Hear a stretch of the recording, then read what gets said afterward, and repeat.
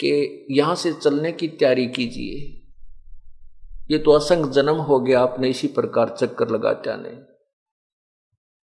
होले सुहागण सुरता त्यारे मालिक घर जाना है हेतु तो।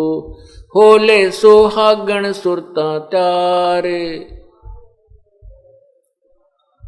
सहे तेरा सोन शेखर वर तारे मालिक घर जाना है तेरा सोन शेखर वर तारे।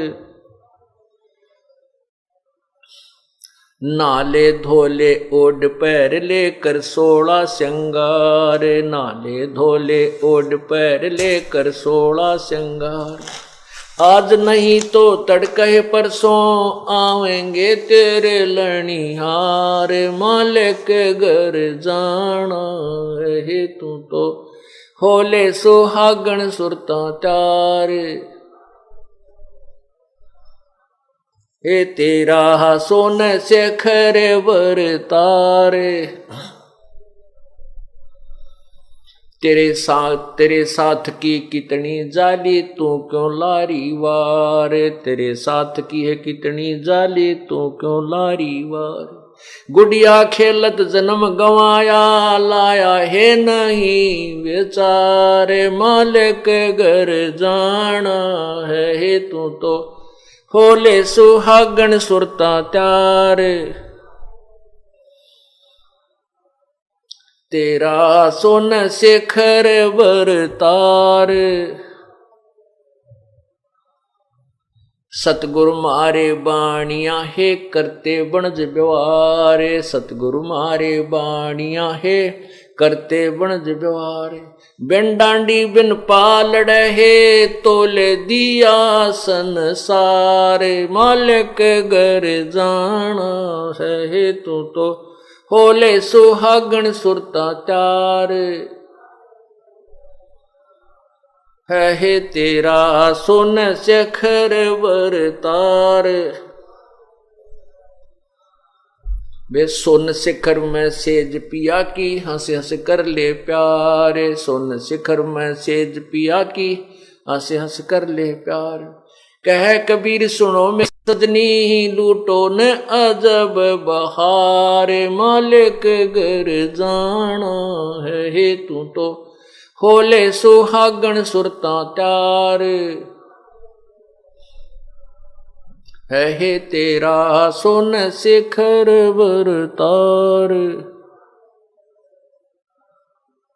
सत साहिब परमात्मा ने हर तरीके से इस आत्मा को झंझोड़ने की चेष्टा की है कि किसी तरह या जाग जा, कुछ तरह समझ ले इस मार्ग को, मैं क्या बताना चाहूँ, इसको कहाँ ले जाना चाहता हूँ, किस प्रकार इस संकट से इसको मुक्त कराना चाहता हूँ। लेकिन नहीं, काल ने हमारे इतना नशा कर रखा है, इतना ज्ञान भी भर दिया कि हम अपने परमपिता को पहचानने में बहुत गलती कर जाते हैं और काल के फंटा में आ जाते हैं, इसके जाल में फंस जाते हैं। परमात्मा क्या बताते हैं कि नाले धोले ओढ़ होले सुहागण सुरता त्यार, तुझे मालिक घर जाना है। जब तक लड़की का विवाह नहीं होता, सगाई नहीं होती, तब तक वो कंवारी होती है, सुहागण नहीं बनती। सुहागण जब बनती है तब बनती है जब उसका संयोग पति से जुड़ जाता है। तो अब आत्मा का योग जब परमात्मा से जुड़ जाता है, अपने पति से इसका संयोग जुड़ जाता है, कब? जब पूर्ण संत के माध्यम से गुरु एक बिचौलिए का काम करता है आत्मा और परमात्मा का संबंध जोड़ने में। तो जब आपको उपदेश मिल जाता है तत्वदर्शी संत से, तो आपकी मंगनी होगी, आपकी सगाई होगी परमपिता से। अब परमपिता की सगाई होगी तो आपको वहां जाना भी है अपने पति के घर पे। तो उसके लिए कहते हैं नाले धोले ओढ़ पैर लेकर 16 श्रृंगार है। कौन से श्रृंगार करने हैं? इस सत्संग रूपी गंगा में आके अपने अंतःकरण के मैल को साफ कर, साफ सुथरी हो जा और शील, संतोष, विवेक, दया, धर्म, ये 16 गहने ग्रहण कर धारण कर, विनम्रता, मृदु भाषा, प्रिय बोलना आदि, ये 16 प्रकार के आभूषण हैं। इनको धारण करने से अर्थात इन नियमों को ग्रहण करने से ही परमात्मा को आत्मा प्यारी लगती है, जैसे आभूषण युक्त स्त्री पति को अच्छी लगती है। तो इस आत्मा के ये आभूषण है, ये गहने हैं, ये श्रृंगार करने के तरीके बताए हैं। नाले धोले ओढ़ पैर ले कर 16 श्रृंगार, और आज नहीं ते तड़के परसों तेरे आवेंगे लड़िहार। यानी मान ले लड़की का सगाई कर दी और तैयारी करी ना, ब्याह का दिन तो धर दिया, फिर वो तो समय तो आएगा ही, फिर उस दिन दिक्कत आवेगी, इसलिए हमने यहां से एक दिन जाना तो पड़ेगा ही पड़ेगा। लड़िहार आएंगे, यम के दूत लेने आएंगे। जो भक्ति कर रहे हैं, साधना ठीक से नहीं कर पाई तो बेशक उनको सतगुरु लेने आएगा। ये भी एक अलग से विषय है, फिर बाद में बताया जाएगा कि जो भक्ति करे उनको कौन लेने आएगा। जो मतलब पार नहीं हो गए, नाम नूम खंड कर दिया, उनको कौन लेने आएगा। और जो भक्ति बिल्कुल ही नहीं करते उनको कौन लेने आएगा। फिर भी तो कहते हैं आज नहीं ते तड़के परसों तेरी मृत्यु तो होगी ही होगी, तेरे लड़िहार आएंगे, अर्थात तुझे यहां से जाना पड़ेगा। फिर क्या बताते हैं कि तेरे साथ की कितनी जाली तो क्यों लारी वार। यानी हम एक ही साथ सतलोकता आए थे, हम सभी सहेली हैं और हमारे साथ की बहुत जा चुकी है सतलोक में, वो चले गए। कहते हैं अब तू क्यों देर लगा रही है, तो भी उसी प्रोसीजर को अपना, जैसे वो पहले वाली चली गई तो भी ऐसे ही जा। अब क्या बताते हैं,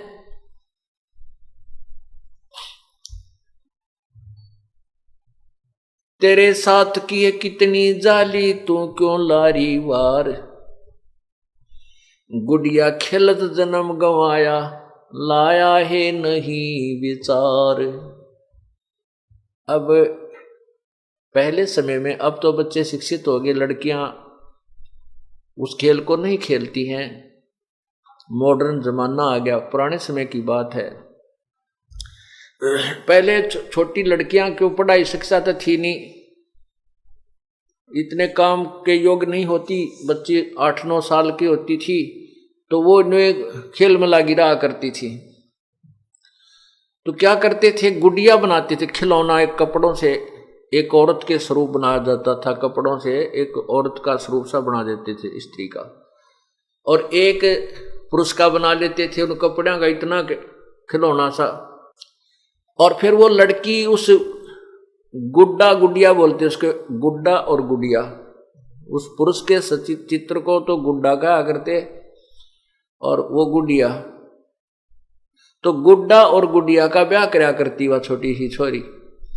और वो देखा करती, सुना करती कि दहेज दिया करते थे पहले, कैसे 40 घाघरे तागलियां की, 40 कपड़े और 20 पछलियां की, और ये फलाने के, ये जेठानी की या दुरानी की, वो न्यारी न्यारी यानी उनका कपड़े दिए जाते थे जिनमें तीड़ बोला करती पहले पुराने समय में। तो वो लड़की छोटी सी वो देखा करती थी, उसको इतनी समझ नहीं थी, वो उस दुल्हा दुल्ही के गुड्डा गुड़िया का ब्याह करती थी। और फिर वो न्यारे न्यारे चीथड़े, वो 4-4 उंगल के जो कटपीस होया करता था, टेलर के पास कटे हुए बेकार से बच जाते, उनको उठा के और फिर उनको ऐसे इकट्ठे करके एक न्यारी पोटली बांध देती, गिठड़ी नो के 40 अगलियां की ये बांध दी, 20 ये न्यारी बांध दी, या सासू की या जेठानी की, और वो एक इतना सारा जोड़ा बने रहा करती। और उन कपड़ों ने जिन वह तीड़ समझ रही थी अर्थात सूट समझती थी, कहती थी उन चीथड़े नहीं थी इतने कपड़ों को। तो उसमें से अगर कोई लड़का या दूसरी बहन उनमें तो 2-4 कपड़े काट लेती, वही थी इतने चीथड़े से, तो अब बेटी जो है ना रो रो कर पाँव पीट दी और बुरा हाल कर लेती। तो कोई न्यों पूछता, बड़ा भाई या पिता माता चाचा था, वो बेटी क्यों रो रही है, मुश्किल से रो कर घड़ियां लाल कर लेती, फिर बताती मेरी तीड़ काट ली इसने, तीड़ निकाल ली इसने। वो तील ने त्याड़, वो चिथड़े ने तील, वो सूट मान रही है और चिथड़ा इतने गने और पापीटे बुरा हाल कर रही। वह सचमुच उसको ज्ञान नहीं था और उनको ही वो यथार्थ कपड़े मान रही थी। इतनी अल्प बुद्धि होती थी उस बच्ची की। और जब वह लड़की जवान हो जाती है, उसकी शादी हो जाती है, उसको वास्तविकता का ज्ञान होता है, वो सूट तीर जो ओरिजिनल उसको प्राप्त होती हैं, फिर वो गुड्डा और गुड़िया वाले खेल को नहीं खेलती, किसी सूरत में नहीं खेल सकती। उसको ज्ञान हो गया, जवान होगी और उसका वास्तविक तिल, वो कपड़े उसको प्राप्त हो गए। तो यहां परमात्मा ये बताते हैं कि गुड़िया खेल जन्म गवाया तने लाया नहीं विचार। अब हम क्या मांगते हैं परमात्मा से, भाई ये भगवान एक प्लाट हो जा, मेरा एक घर को नहीं, छोटा है प्लाट हो जा, प्लाट मांग लिया। किसी का संतान नहीं है तो संतान मांगने आते हैं। कोई और हानि हो रही है, उसी की पूर्ति के लिए हम प्रार्थना करते हैं। तो इन जैसे संतान मांग ली, ठीक है, भगवान ने आपको संतान दे दी, कोई बात नहीं, अच्छी बात है। लेकिन संतान भी मिल गई तो भक्ति अवश्य करते रहना, भगवान मत भूलना। और फिर कुछ दिनों में आपकी ऐसी स्थिति आ जाएगी, कुछ तो ज्ञान आधार बनेगा और कुछ आपके सभी दुखों का तकरीबन परमात्मा 2-3 वर्ष में निवारण कर देगा। फिर आप कुछ मांगने नहीं आओगे इस दास के पास। जैसे पहले बार आते हैं वो दुखी आते हैं, जी ये तकलीफ होगी, ये होगी, अच्छा बेटा हो जाएगा, बच्चे वो जरूर करेगा परमात्मा, लगे रहना। और 3 वर्ष के बाद आपके मुंह में जुबान नहीं रहेगी इस दास के पास। अगर आपकी सच्ची साधना, सच्ची लगन से आप साधना करते रहोगे, मर्यादा भंग नहीं करोगे, तो आपको इतना सुख दे देगा कि जब आशीर्वाद लेने आओगे आपके पास जुबान नहीं रहेगी ये कहने कि मेरे को ये दे दे। कुछ तो ज्ञान हो जाएगा कि क्या मांगू, कुछ ठहर ना रहाई, देखत नैन चला जग जाई, 1 लख पूत 1.25 लाख नाती, उस रावण का दीवान बाती। सर्व सोने की लंका होती, रावण से रणधीरम, एक पलक में राज विराजी, जम के पड़े जंजीरम। एक तो यु ज्ञान हो जाएगा, अकिया के मांगू भगवान पे, एक छोरा मांग लिया, चल दे दिया। रावण कहते हैं 1 लाख पुत्र 1.25 लाख नाती, और वह भी ना रहे। सारी सोने की लंका थी, इतना धन था उसके पास, इतना साहूकार था, वो धन भी ना गया, गेल यहीं छोड़ गया सारी। आवत संगना जात संगाती, क्या हुआ दर बांधे हाथी।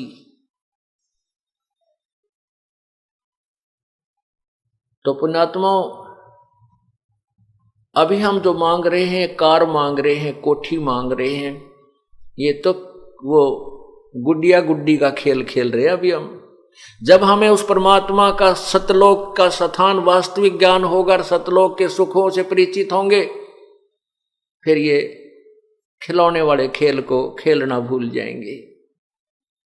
ये तो असंग जन्म हो गए, संतान होगी, उनकी परवरिश में लग गए, और परवरिश करते करते मनमाना हम मर जावा, बेटे बच्चे नो के नो दुखी, या हमारे सामने हमारे बेटा बेटी मर जाते, हम टक्कर मार मार कर रोते हैं।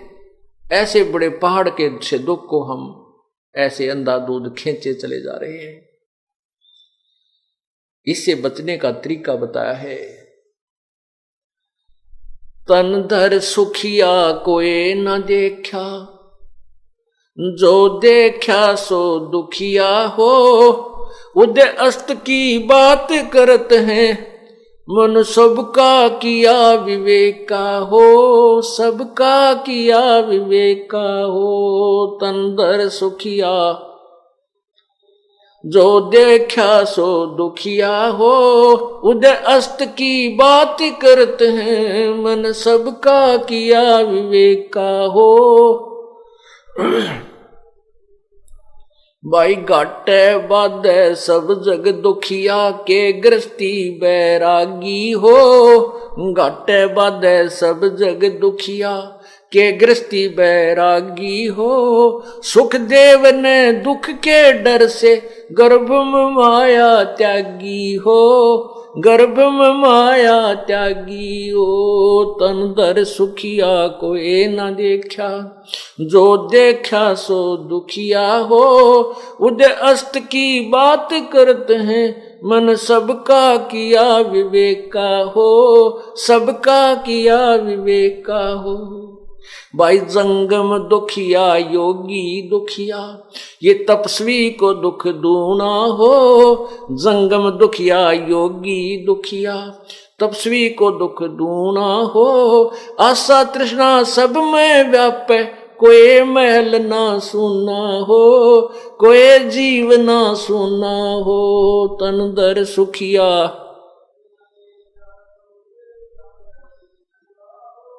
उदय अस्त की बात करते हैं, मन सबका किया विवेका हो, सबका किया विवेका हो। भाई साच कहूं तो यो जग ना माने, पर झूठ कही ना जाई हो। साच कहूं तो जग ना माने, या झूठ कही ना जाई हो। ब्रह्मा विष्णु या शिव जी दुखिया, जिन ये राह चलाई हो, जिन ये राह चलाई हो। तंदर सुखिया उदय अस्त की बात करते हैं, मन सबका किया विवेका हो, सबका। भाई सुरपति दुखिया भूपति दुखिया, ये रंक दुखी बपरीती हो। सुरपति दुखिया भूपति दुखिया, ये रंक दुखी बपरीती हो। कहे कबीर और सब दुखिया, एक संत सुखी मन जीती हो, संत सुखी मन जीती हो। तंदर सुखिया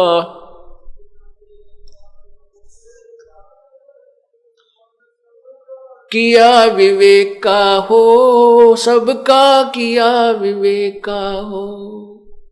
सोरपति दुखिया भूपति दुखिया, ये रंक दुखी बपरीती हो। सोरपति दुखिया भूपति दुखिया, रंक दुखी बपरीती हो। कहे कबीर और सब दुखिया, एक संत सुखी मन जीती हो, संत सुखी मन जीती हो। तंदर सुखिया कोई न देखा, उदय अस्त की बात करते हैं, मन सबका किया विवेका हो, सबका। सत साहिब।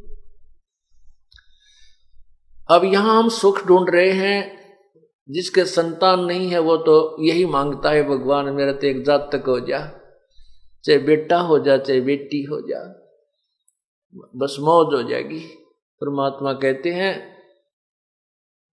प्रभु अगर आपको चाहेगा कि आपको संतान देनी उचित है तो अवश्य देगा। पुण्यात्माओं, संसार समाज से उल्टा हटके हमने भक्ति करनी होती है। यदि आपको मोक्ष चाहिए तो प्रभु की रजा में राजी रहिए, इस चक्कर में मत पड़िए। और यदि आपने मोक्ष नहीं चाहिए और परमात्मा से संतान ही चाहिए, आप सच्चे दिल से एक फैसला कर लेना। अगर आपने संतान चाहिए और मोक्ष नहीं चाहता तो 10वें महीने आपका संतान ना हो तो गारंटीड बात है। परमात्मा ये चाहता है कि तुम यहां तक पीछा छुटवा लो, लेकिन हम वही मुट्ठी बंदर वाली मुट्ठी ने छोड़ते को ना, और मोक्ष करवाना चाहे, दोनों नहीं होया करते। जैसे जय हो बंदी छोड़ की वर्षा कर दी दाता ने, ये होते हैं वो सतयुग के जैसे लक्षण।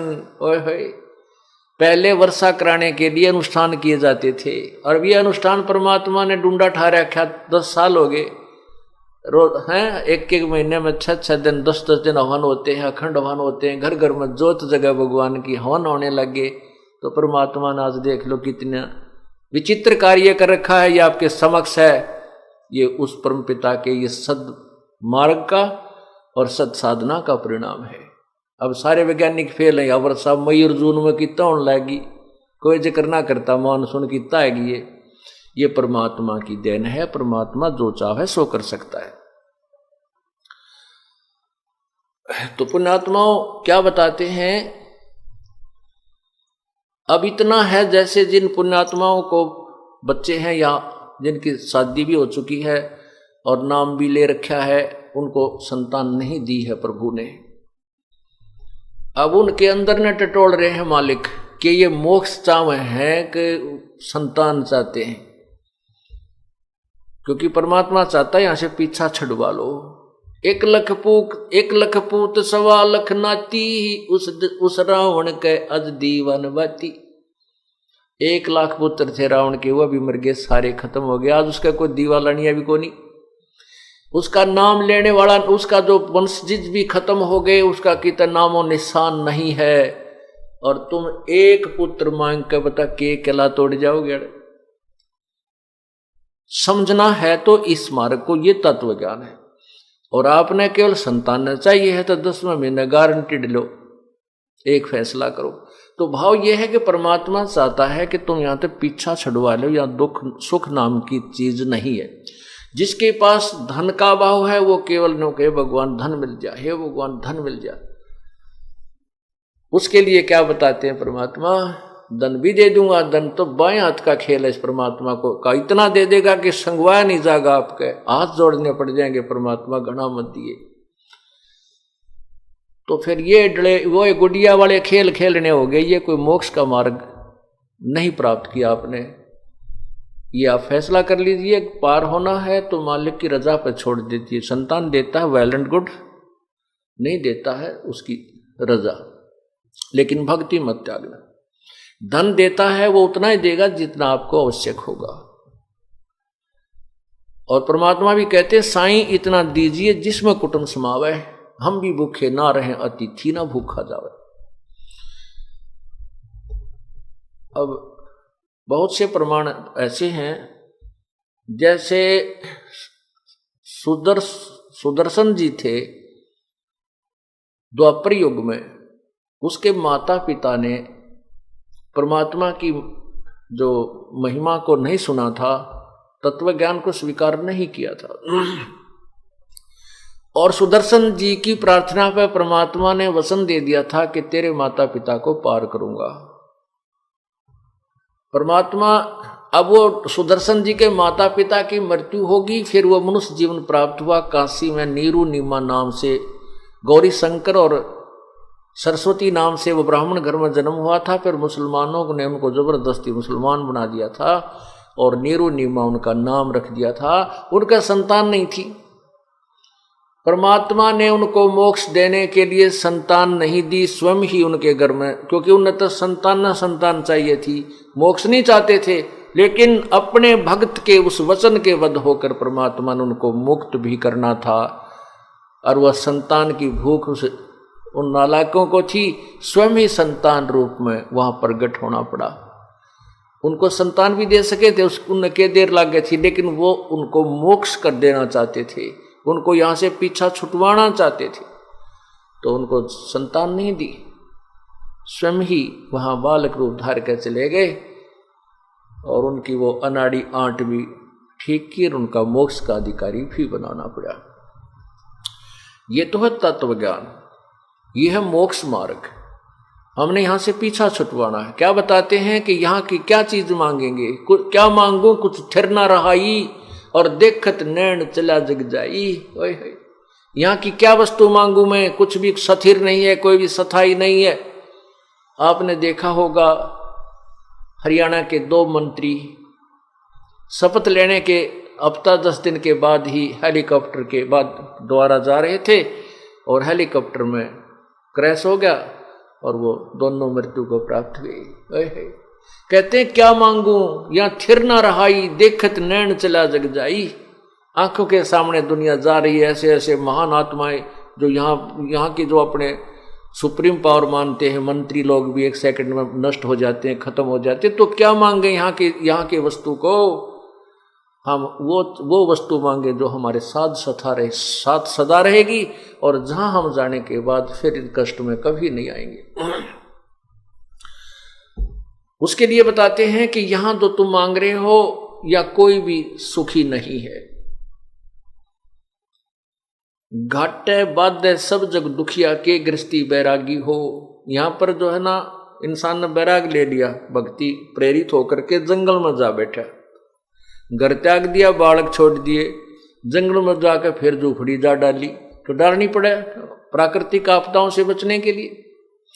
अब झोपड़ी डाली तो रोटी भी बनाने का साजबाज इकट्ठा करना पड़ेगा, या तो आटा मांग के लाया होगा तो बनाने के लिए चूल्हा भी, लकड़ी भी, नमक भी, मिर्च भी, सारा साज फिर जोड़ दिया। सर्दी गर्मी लग गई, कपड़े भी लाने पड़ेंगे कहीं से मांग मूंग कर। तो परमात्मा कहते हैं गृहस्थी भी दुखी, और वो घर छोड़ कर जंगल में चला गया वो वैरागी भी दुखी, या कोई सुखी नहीं। बाहर जाने की बजाय अपना घर पर रहने के लिए संतों ने संकेत दिया है, यानी भक्ति करने के लिए। फिर बताया है कि जंगम दुखिया, योगी दुखिया, और तपस्वी को दुख दूना हो। ओए होए, आशा तृष्णा सब में व्यापे, कोई जीव नहीं सुनना हो। जंगम दुखिया, योगी दुखिया, ये सेवड़े जंगम कई प्रकार के पंथ हैं, और इनमें तपस्वी जो होते हैं इनको दूना दुख। कैसे दुख? यहां तो सारा उम्र तप करके शरीर में दुखी दे, और फिर ये कहां जाएगा कि अगले जन्म में राजा बनेगा। राजा कति सुखी नहीं। आपको राजा बहुत ही सुखी नजर आता है, राजा को सुख नाम की कति कोई भी वस्तु नहीं है।